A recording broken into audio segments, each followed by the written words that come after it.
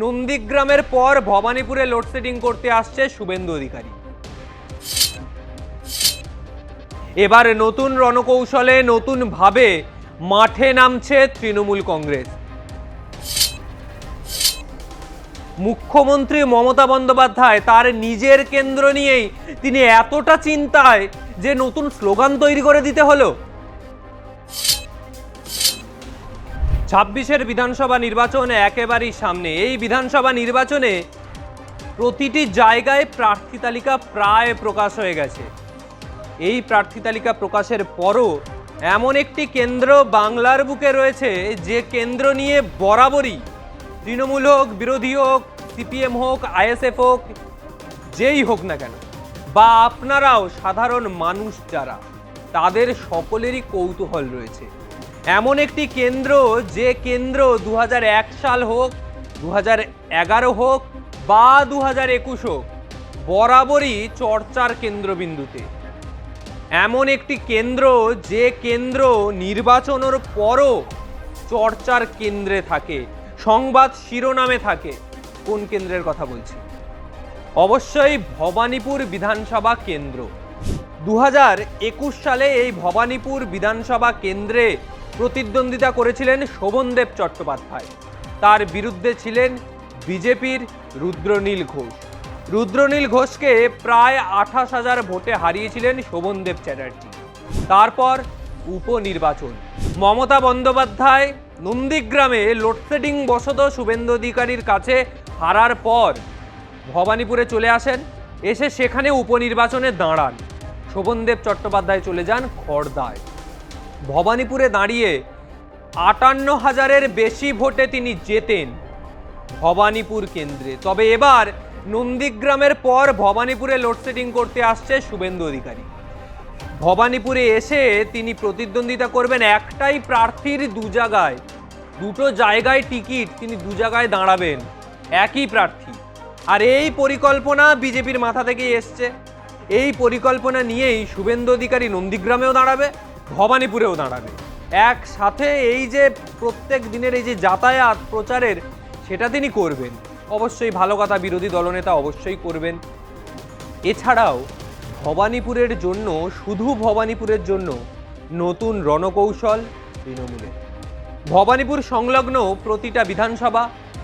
প্রতিটা বিধানসভার প্রত্যেকটি কাউন্সিলর, প্রত্যেককে নিয়ে বৈঠক করলেন মমতা বন্দ্যোপাধ্যায়।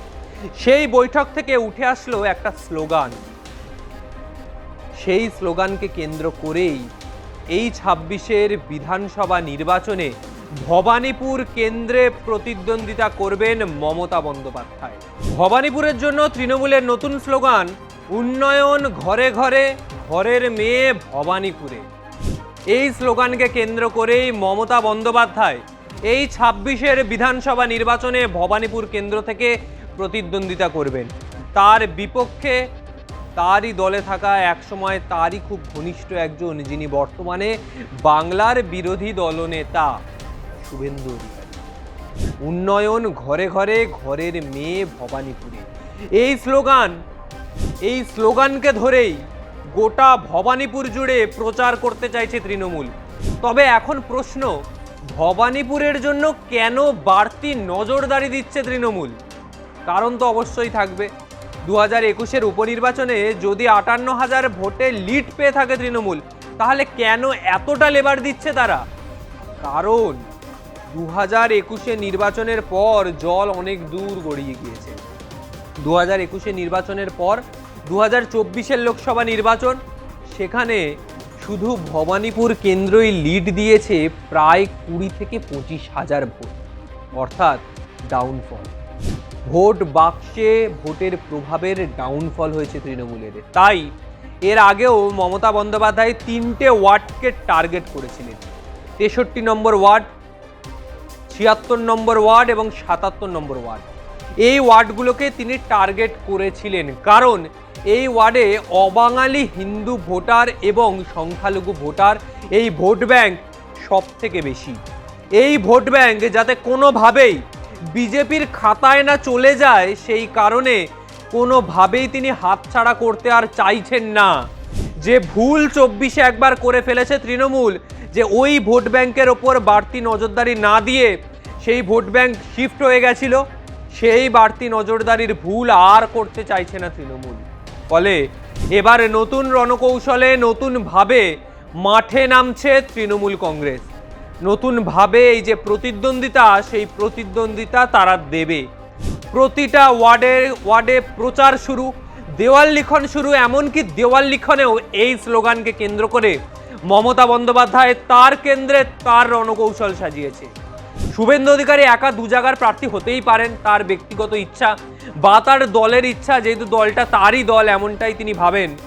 তিনি নিজেই 2 জায়গা থেকে দাঁড়াবেন, আর দলে কোনো ক্যান্ডিডেট নেই, আর দলের কেউ যোগ্য নেই যে দাঁড়াতে পারে, বা তিনি মনে করেন না আর কেউ তার থেকে বেশি যোগ্য আছে দাঁড়ানোর।